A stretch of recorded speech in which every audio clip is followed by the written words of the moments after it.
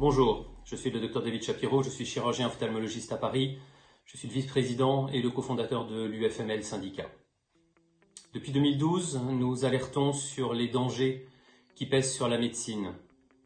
Aujourd'hui, un pays qui a une médecine qui va mal est un pays qui va mal. Nos médecins vont mal. Les charges augmentent de manière absolument dramatique, les honoraires, ou plutôt les déshonoraires, en particulier des secteurs 1 et des médecins généralistes, sont bloqués depuis des années et ne compensent absolument pas cette hausse de charges. Le résultat, c'est que les médecins déplaquent, il y a des suicides, des burn-out, plus que dans la population générale. C'est absolument dramatique. Et surtout, nous allons vers une médecine qui ne sera plus une médecine de qualité, mais une médecine contrainte et étatisée.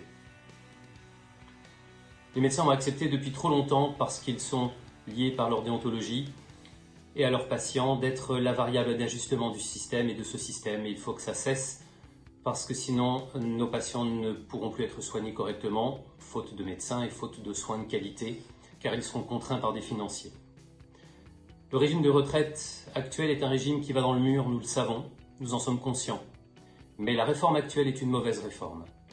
C'est une mauvaise réforme parce que ce système à points est un système qui est absolument opaque et qui va rendre nos retraites dépendantes de la gestion de l'État.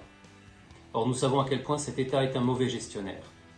On en a la preuve tous les jours et nous ne pouvons pas accepter que ce soit l'État qui gère le niveau de nos retraites futures.